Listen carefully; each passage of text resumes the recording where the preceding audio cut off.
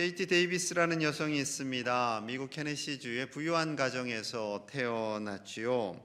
고3이 되었어요. 참 바쁠 무렵이잖아요. 그런데 이때 교회를 다닐 때 우간다 고아원에서 돕는 손길이 부족하다는 소식을 듣게 됩니다.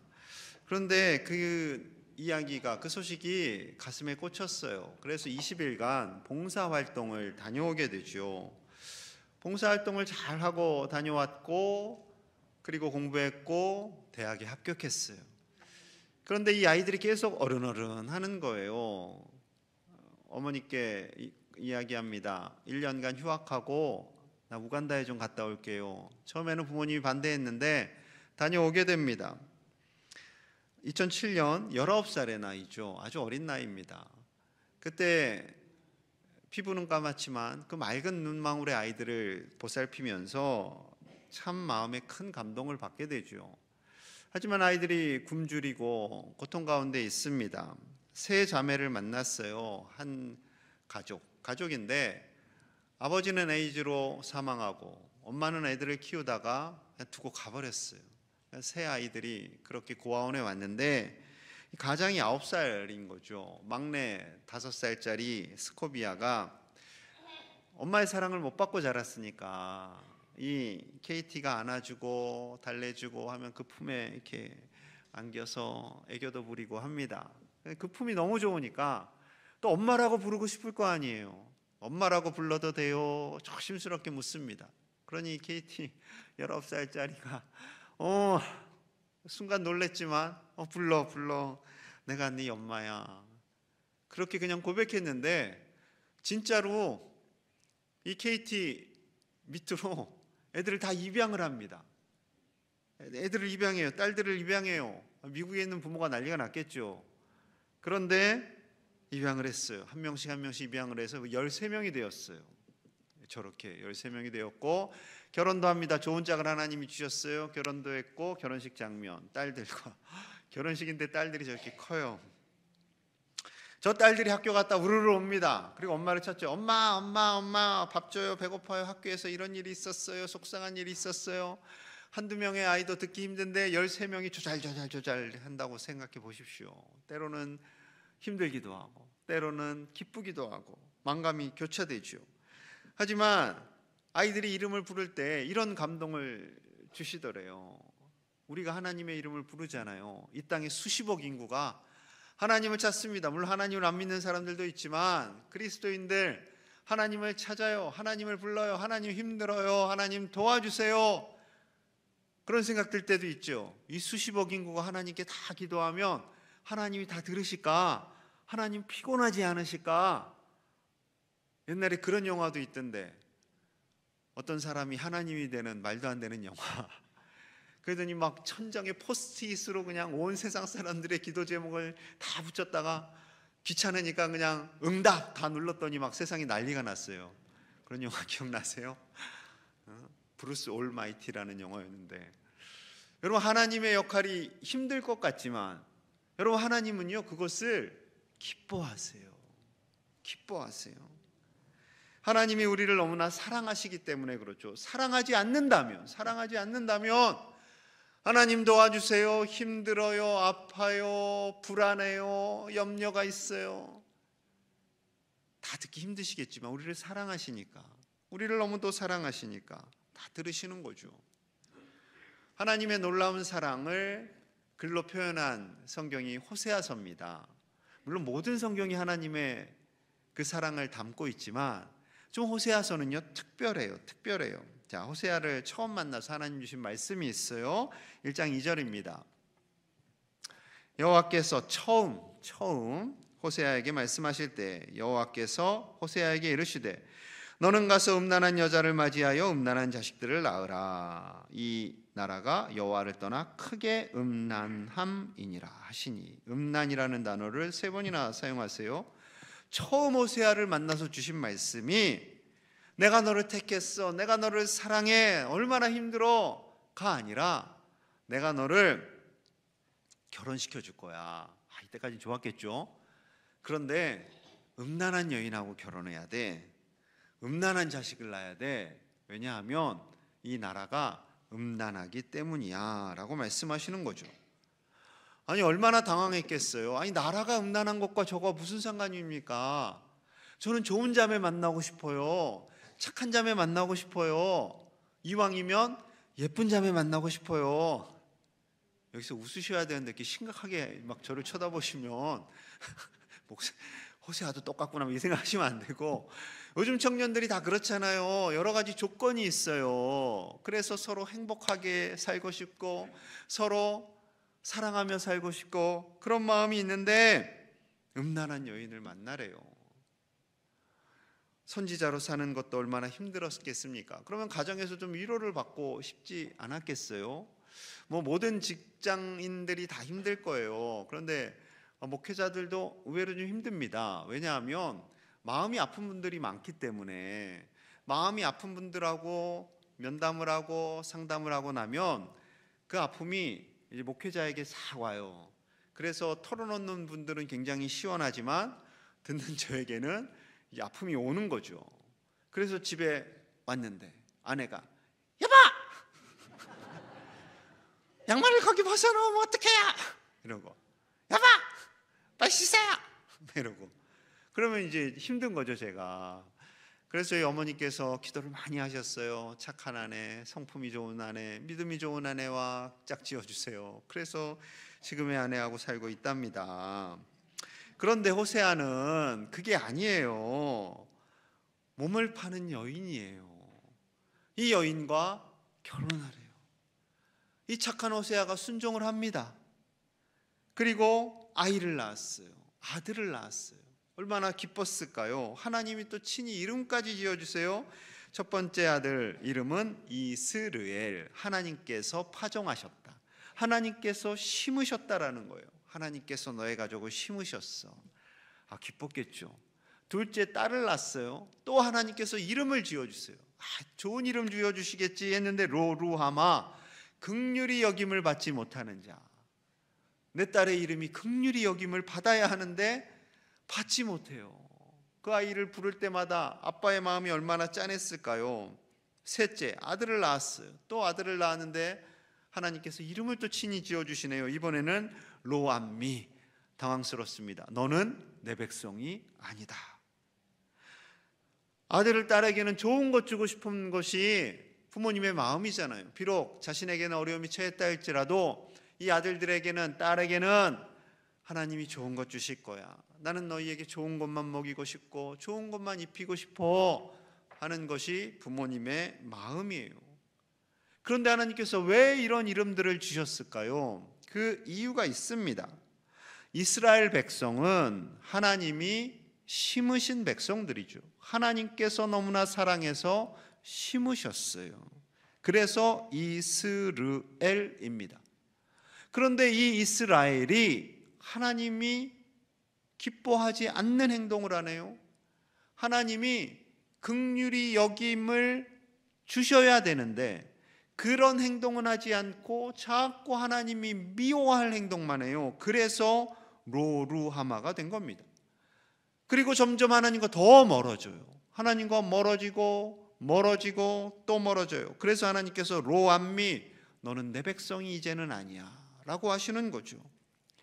하나님과 이스라엘의 관계를, 그 멀어져가는 하나님과 이스라엘의 관계를 이 호세아의 자녀들의 이름을 주시면서 그렇게 표현을 하고 있는 거죠. 하나님께서 심으셨는데 멀어지고, 그래서 긍휼히 여김을 받지 못하고, 그리고 더 멀어져서 이제는 너희는 나의 백성이 아니다 라고까지 말씀하시는 거죠. 그것은 하나님의 안타까워하는 마음이에요. 정말로 이 백성들을 내치시고 너희는 진짜 하나님의 백성이 아니야, 내 백성이 아니야 라고 말씀하실까요? 그렇지 않습니다. 그런데 이 다섯 식구들, 그럼에도 불구하고 행복하게 살면 얼마나 좋겠어요. 근데 큰 사고, 대형 사고가 터집니다. 자, 우리 읽은 1절 후반부예요. 너는 또 가서 타인의 사랑을 받아 음녀가 된 그 여자를 사랑하라 하시기로. 아니 이 여인이요, 호세아를 버리고 새 아이들을 버리고 다른 사람에게 갔어요. 얼마나 속이 터졌을까요? 하나님께서 결혼하라 하셔서 했는데 새 아이까지 낳는데 이 여인이 다른 남자 품에 갔어요. 데려와야 돼요. 그냥 데려올 수 없어요. 그 당시에는 데려오려면 대가를 지불해야 돼요. 자, 2절과 3절입니다. 내가 은 15개와 보리 한 호멜 반으로 나를 위하여 그를 사고 그에게 이르기를 너는 많은 날 동안 나와 함께 지내고 음행하지 말며 다른 남자를 따르지 말라. 나도 내게 그리하리라 하였노라. 은 15개와 보리 한 호멜 반을 다른 남자에게 주고 그리고 그 여인을 데려오는 거예요. 그리고 내가 너만 사랑할게. 너는 이제 나만, 우리 아이들만 사랑하고 행복하게 살자. 여기 간청하는 거죠. 여러분 짠하지 않습니까? 이 아들이 내 아들이라면, 이 며느리가 내 며느리라면, 이분은 지금 아마 다 쓰러지셨을 거예요. 다 병원 실려갔을 겁니다. 119 불려가고 몸 좀 누웠겠죠.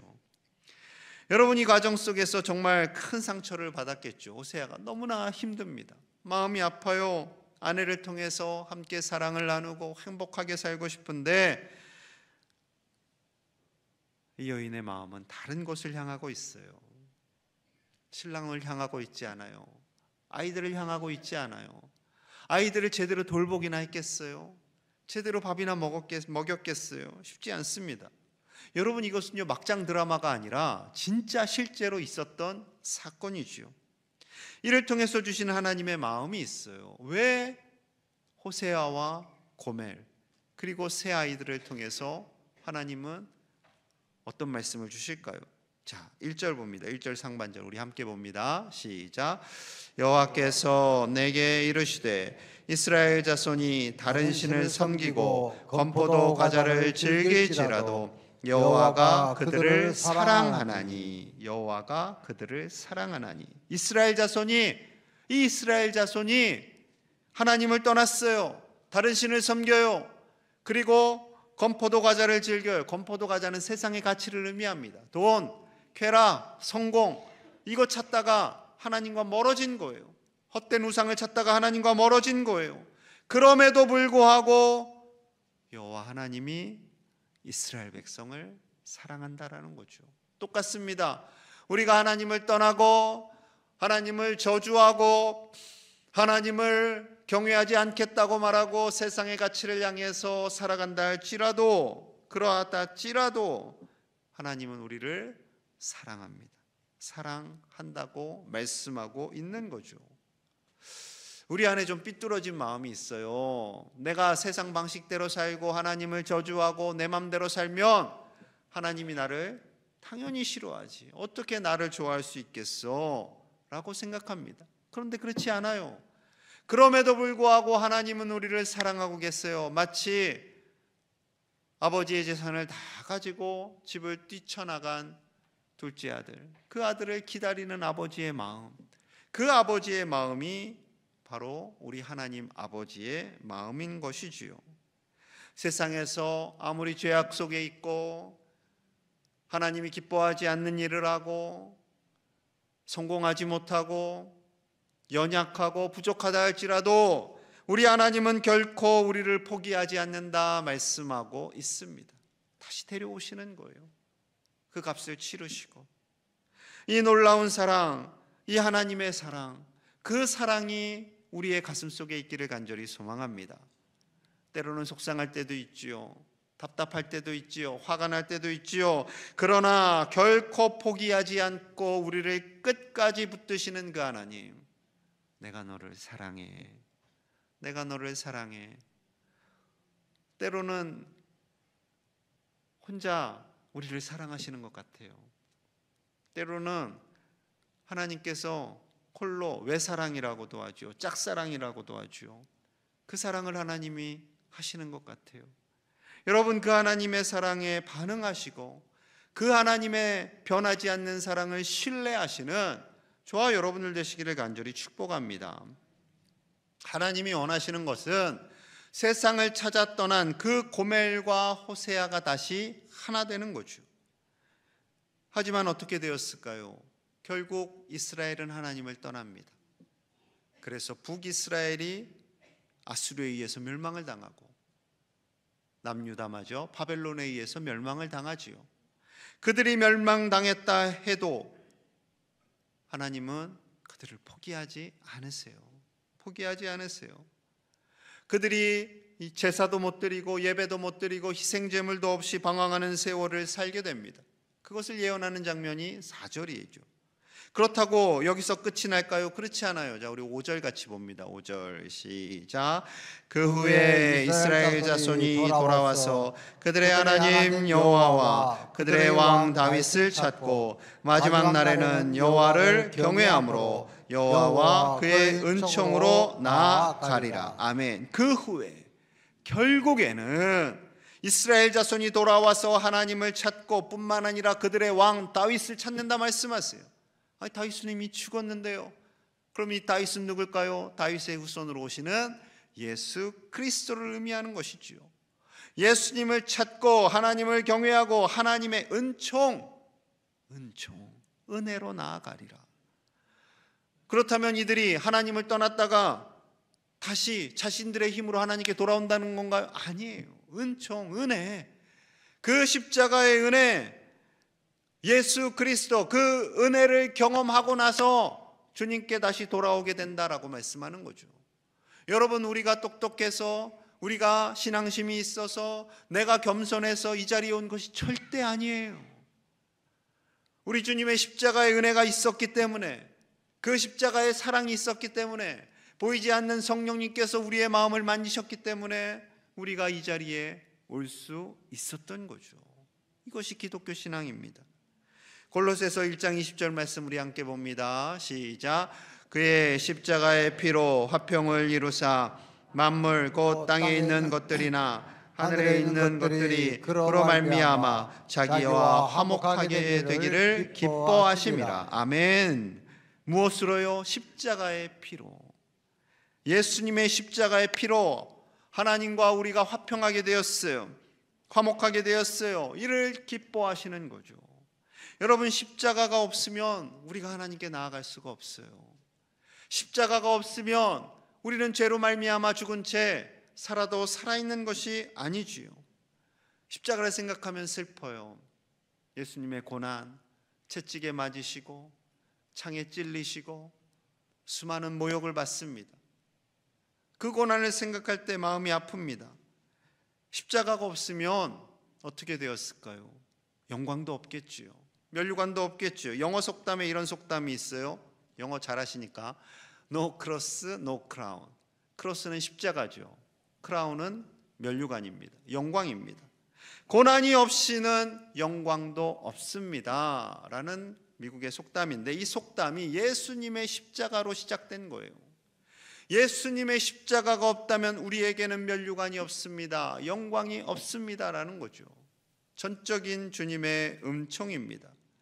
하나님과 우리의 회복은 예수님의 십자가로만 가능한 거예요. 내가 신앙심이 좋아서, 내가 착해서, 내가 겸손해서, 내 성품이 좋아서가 아니라 오직 하나님의 은혜, 그 은총만이 우리를 살리시고, 그 은총만이 우리를 하나님의 자녀 되게 하시고, 그 은총만이 우리를 이 자리에서 예배하게 하신 줄로 믿습니다.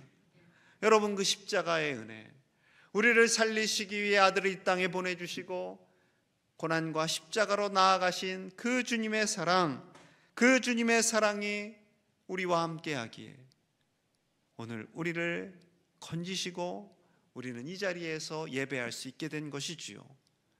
여러분, 호세아와 고멜을 짝지어 주신 거잖아요. 여러분, 마찬가지로 하나님과 우리는 결혼한 사이로 영원히 살게 됨을 하나님께서 말씀하십니다. 요한계시록 21장 2절 볼게요. 우리 함께 봅니다. 시작.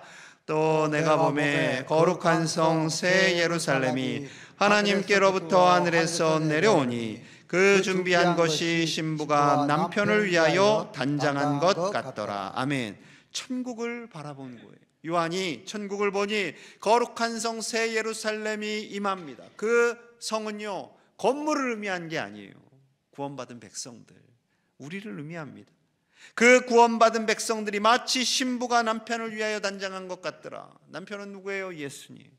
예수님과 우리가 영원한 신부로, 그리스도의 신부로 주님과 더불어 함께 살 것을 약속하고 있는 거죠. 부부 언약으로, 변하지 않는 부부 언약으로 말씀하는 겁니다. 신혼부부들, 청년들이 결혼을 해요. 결혼할 때 주저주저합니다. 주저주저하는 이유는 이기적인 마음이 있어서 그래요. 솔직히 그 마음을 열어보면, 내가 결혼하면 저 아내가, 신부가 날 위해서 뭘 해줄까? 신랑은 날 위해서 뭘 해줄까? 내가 힘들지는 않을까? 그런 생각해요. 그런데 결혼하는 부부들은요, 희생하셔야 돼요. 희생하려면 뭐하러 결혼을 해요? 하실 수 있겠지만 희생하셔야 돼요. 제가 부부들에게 세 가지를 얘기합니다. 그중에 한 가지만 말씀드리면, 희생의 사랑을 하라고 하지요. 희생의 사랑. 희생하지 않으면 부부가 행복할 수가 없어요. 예수님의 그 십자가 희생으로 살아가는 거예요. 그래서 내가 짝을 위해서 뭘 해줄까? 내가 아내를 위해서 뭐 해줄까? 내가 신랑을 위해서, 남편을 위해서 뭘 할 수 있을까를 생각하셔야 돼요. 예전에는 전업주부셨잖아요, 우리 어르신들은. 그래서 집안일은 거의 다 여성들이 하고, 착한 여성들은 바깥일까지 하는 우리 광양 여인들처럼 열심히 사시는 분들이 계시는데, 요즘은 다 맞벌이를 하잖아요. 그러니 집안일, 육아 누가 해야 돼요? 같이 해야 돼요. 퇴근하고 빨랫감이 쌓여 있으면 본 사람이 하는 거예요. 설거지가 쌓여 있으면 본 사람이 하는 거예요. 먼지가 쌓여 있으면 본 사람이 하는 거예요. 그게 희생이에요. 왜 맨날 나만 하나요? 서로 희생해야죠. 또 이제 나머지 두 가지는 있는데, 나중에 자녀들 결혼식 할 때 저 불러주시면 얘기해 드릴게요. 여러분, 하나님은요, 우리에게 다 내어주세요. 다. 아들까지 내어주세요. 그게 희생이에요. 아들을 내어주시는 그 하나님께서 우리에게 뭔들 안 주시겠어요? 돈이요? 건강이요? 여러분, 하나님은요, 우리에게 다 주고 싶어 하세요. 다 주고 싶어 하세요. 그러니 우리가 얼마나 행복한 사람들입니까? 우리가 행복한 사람들이지요. 여러분, 이 고난주간은요, 우울하게 보내라고 주신 하나님의 명령이 아니에요. 십자가를 묵상하고 그 십자가를 주신 하나님의 사랑, 그 놀라운 사랑으로 말미암아 감사하고 기뻐하는 주간이 고난주간입니다. 사순절 기간 동안, 좀 길기는 해요, 하나님의 십자가를, 예수님의 십자가를 묵상하지 못했다면 이 사순절 6일만이라도, 5일만이라도 우리가 함께 주님을 더 묵상하기를 원합니다. 그래서 고난주간 전교인 기도회를 하는 거예요. 예수님의 그 놀라운 사랑을 다시 한번 가슴에 새기고, 우리가 기도하고 있는 태신자들, 잃은 양들이 주님께 돌아오기를 기도하는 겁니다. 수요일에는 특별히 축복의 밤을 준비했어요. 안재우 소장님, 복화술사로 유명하신 어려운 분을 모셨어요. 우리가 함께 은혜 받기를 원합니다. 태신자들, 잃은 양들 다 와서 마음 편히 함께 참여했으면 좋겠고요. 월, 화, 목에는 안수기도도 하고 애찬식도 할 거예요.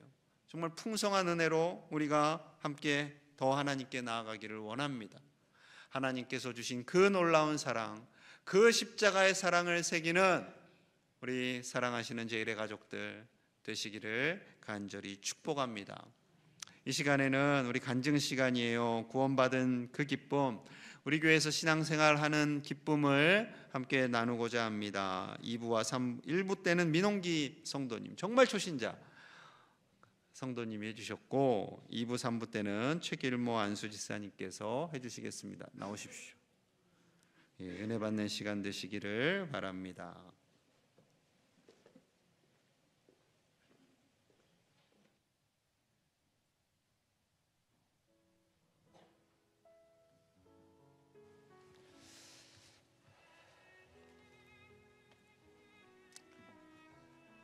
오늘이 사순절 마지막 종료주일입니다. 예수님께서 이런 말씀하셨어요. 내가 너희에게 말하노니 만일 이 사람들이 침묵하면 돌들이 소리 지르리라.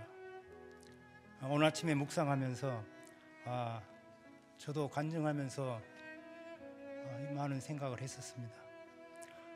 제가 믿음 생활 40년, 군대 생활 35년 생활하면서 60이 넘어 이제 70이 돼가면서 믿음 생활을 나는 참 멋있게 못했는데 뒤돌아보니까 하나님께서 정말 나에게 함께 해주셨구나. 이 말씀을 간증하면은 막 눈물도 나고 묻고 그러는데 저는 저 자신을 조용 한번 뒤돌아보면서 여러분들께 간증을 시작하겠습니다. 저는 인터넷으로 광양 제1교회를 올 1월에 등록한 책일모 집사입니다. 부족하고 연약하지만 순종하는 마음으로 담대하게 이 자리에 섰습니다. 전도사님께서 저에게 간증 좀 해봐라고 갑자기 말씀을 하시니까 순종하는 마음으로 오늘 말씀 중에서도 돌들이 소리지르라 그 말씀이 생각이 나서 은혜를 또 받았습니다. 저는 유교적인 집안에서 태어나 저희 가정에는 하나님을 믿는 사람은 아무도 없었습니다. 저 마음속에는 주변에 교회 다니는 사람들이 무척 좋아 보였습니다. 초등학교 때 몇 번인가 크리스마스 아니면 몇 번 정도 다녔던 것 같아요. 한 10리길 넘은 산을 넘고 들을 건너서 그렇게 따라다녔던 기억이 납니다. 중고등학교 때는 교회가 싫지는 않았기 때문에 자주 다녔습니다. 그런데 믿음이 있다고 보면 교회 문턱을 밟고 넘어설 정도 그때였습니다. 교회에 그저 나가는 정도, 하나님에 대한 믿음의 변화나 성장은 전혀 없었습니다. 그러나 고등학교 3학년 때 저는 제 인생에 정말 큰 저 인생의 분기점을 맞이하게 됩니다. 그때 당시 저는 집안 사정으로 예비고사를 포기하고 제 인생의 새로운 설계도를 고민하고 있었습니다. 예비고사 봐야 할 사람이 자취방에서 3일을 틀어박혀서 인생 설계를 한 거죠. 그때 생각해낸 것이 공군 부사관으로 입대하여 야간 대학이라도 가는 것이었습니다. 그래서 준위까지 진급해서 연금도 받고 노후까지 생각하는 현실적이고 실질적인 나의 인생 설계를 도표를 작성하고 세부 내용들을 정리하였습니다. 그래, 공군으로 가자. 그래서 마음으로 간절히 바라면서 믿음 없는 제가 믿음으로 도와달라고 하나님께 매달렸습니다. 저는 그렇게 청년의 꿈을, 날개를 예비고사 대신에 인생의 설계도와 세부 내용을 가슴에 품고서 그 목표 달성을 위해 공군 기술부사관 지원을 위한 자격증 획득과 공군 지원 시험 등을 거쳐 드디어 공군에 입대하게 됩니다. 여러 훈련과 교육을 통한 좋은 특기도 부여받고 자대로 배치되어 군 복무 생활도 잘하고 하사 중사 시절을 즐겁게 순풍같이 지나갔습니다. 그런데 중사 후반부터 전속, 진급, 인간관계 등으로 인한 어려움이 직면하게 되었습니다. 게다가 믿었던 사람에게 배신감까지 느끼게 되어 그것으로 인한 허탈감과 고통이 제 마음을 뒤흔들어 버렸습니다.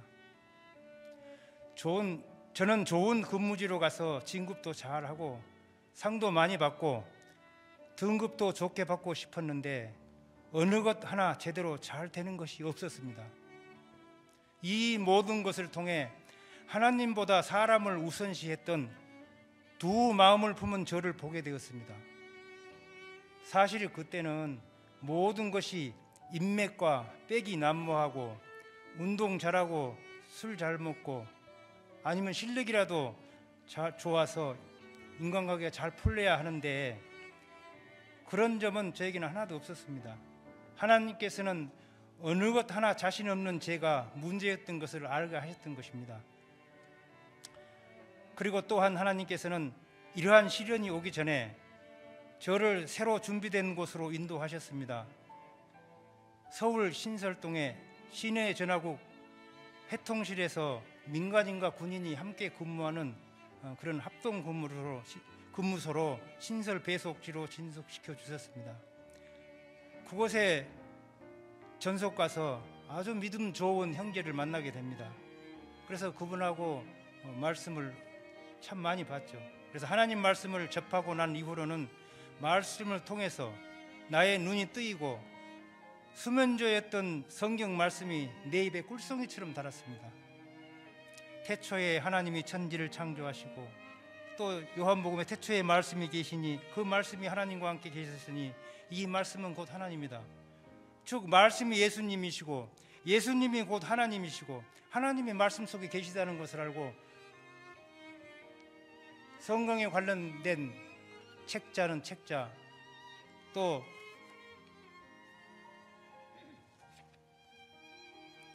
예수라면 어떻게 할 것인가, 그 책자 읽고 얼마나 감동을 받았는지 몰라요. 무슨 일을 할 때 예수님께서는 어떻게 생각하고 하셨을까? 목적이 이끄는 삶,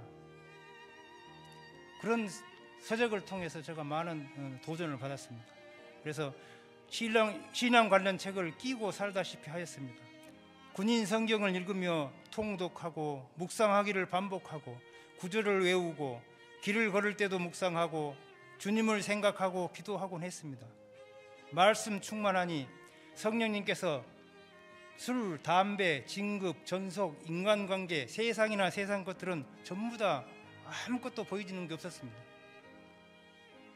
오로지 새벽 예배 가고 하나님 말씀 보고 봉사하고, 그렇게 하나님께서는 볼 수 있는 눈과 말씀으로 주님께서 나와 함께 하심을 알게 하셨습니다. 그렇게 신앙생활을 해오면서 근무지 변경, 군인은 3년에 한 번씩 전속을 하게 됩니다. 전속은 저 멀게로는 백령도, 강원도의 화학산, 대성산, 저 밑으로는 제주도, 그렇게 먼 데로도 보낼 수도 있습니다. 그래서 전속이라는 문제가 굉장히 힘들죠. 그래서 근무지 변경 명령에 따라 전속 이사를 하고 사는 곳이 변하여 교회도 결정하고 모든 것이 변했습니다. 하나님의 은혜로 35년 복무하면서 전속은 6번 하면서 교사로, 성가대로, 방송실에서 음향을 담당하고 선교부에서 선교하고 재정부에서 재정을 담당하고 이렇게 청지기로에서 사명을 잘 감당하고 봉사하고, 제가 고등학교 3학년 때 예비고사를 포기하고 마음속에 품었던 그것을 하나님께서 이렇게 다 이루어졌습니다. 야간대학 졸업시켜주시고 공군부사관에서 꽂힌 준사관도 달아주고 또한 교관 생활도 할 수 있는 그런 꿈도 주시고, 그렇게 해서 공군교육사령부에서 3년에 한 번 가야 될 전속을 20년 동안 근무하게 하시면서 저를 거기서 퇴역을 시켜주셨습니다. 제가 군인이다 보니 여기저기 옮겨 다니기 일쑤였지만 지나온 삶의 모습을 돌아보니 하나님께서 계획하시고 인도하셨으며 나와 함께 하심을 알게 되었습니다. 제가 고3 때 고민하고 생각했던 그 모든 걸 다 들어주셨잖아요. 시편에 보면은 여호와를 기뻐하라, 그가 내 마음의 소원을 내게 이루어 주시리라. 잠언서에는 사람이 마음으로 자기의 길을 계획할지라도 그의 걸음을 인도하시는 이는 여호와이시니라. 제가 이 말씀을 전도사님께서 간증을 하고 이 말씀을 묵상하면서 내가 얼마나 하나님의 사랑을 많이 받았고 하나님께서 함께 하시다는 것을 진실되게 깨닫고 다시 한번 감사 기도를 드렸습니다. 자, 그래서 이 말씀으로 하나님께서 나를 붙들어 주셨구나, 나를 도와주시는 하나님께서 나도 모르는 사이에 하나님께서는 제 인생을 멋지게 인도해 주셨구나, 그렇게 생각했다는 겁니다. 저는 이제 10년 전에 전역을 하고 살기 좋은 곳 광양으로 이사와서 시골의 한 작은 교회를 섬기다가 작은 교회를 떠나기 마음속에 놓아주질 않아서 기도하고 생각하고 또 돌아보고 또 생각하다가 성경 말씀 가운데에서 하나님께서 내 마음이 확정되었사오니 내가 노래하고 내가 찬송합니다 하면서 광양제일교회로 택하게 되었습니다. 섬기기로 작정을 하였습니다. 부족하지만 제가 지금껏 믿음 생활을 해오면서 느낀 것 중 하나가 있다면 말씀과 기도로 성령 충만하고 목사님 잘 섬기고 한 교회에 뿌리 내리고 섬김과 순종을 통한 청지기로의 삶을 살아가는 것입니다. 새로 오시는 성도님들을 사랑으로 맞아주시는 새가족 성기미들과 바나바로 수고하시는 분들께 영적 버팀목이 되어주셔서 감사합니다. 하나님과 광양제일교회에 단단한 뿌리를 내리게 도와주신 많은 분들 덕분에 제가 광양제일교회에 잘 적응해 나가고 있습니다. 저 또한 받은 사랑과 섬김을 기억하며 헌신하고 나아가겠습니다. 저의 가정에 건강한 교회를 예비해 주시고 등록하게 하신 하나님, 온 우주 만물을 창조하시고 사람이 어디서 와서 어디로 갈 것인지를 가르쳐 주시고 지금도 저와 함께 하시는 하나님 아버지, 나의 주인 되시는 주님, 나의 안에서 성령님께서 인도하시는 그 하나님을 알게 해주신 것 정말로 감사합니다. 온 마음 다해 감사와 찬양을 하나님께 드립니다. 제가 감사합니다.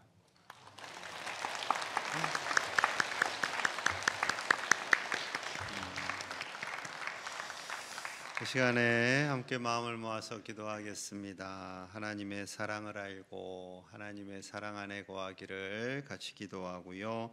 호세아를 통해서 주신 그 사랑 안에서 우리 인생을 주관해 주시기를, 어떠한 어려움 속에서도 낙심하지 않기를, 그리고 하나님의 사랑으로 우리 태신자들 이런 양들이 다 돌아오기를 함께 간절히 기도하겠습니다. 하나님 감사합니다. 하나님의 사랑, 호세아를 통해 주신 사랑, 예수 그리스도를 통해 보여주신 그 사랑을 가슴에 새기며 살게 하여 주시옵소서. 어떠한 어려운 상황 속에서도 낙심하지 않게 하시고 하나님께서 우리를 붙드시고 보호하여 주시옵소서. 저녁 기도회 가운데 우리의 마음과 시간을 내어드리게 하시고 우리가 기도하는 태신자들 이른 양들이 돌아와 하나님을 예배하는 그날이 오게 하여 주시옵소서. 예수님 이름 받들어 간절히 기도하옵나이다. 아멘.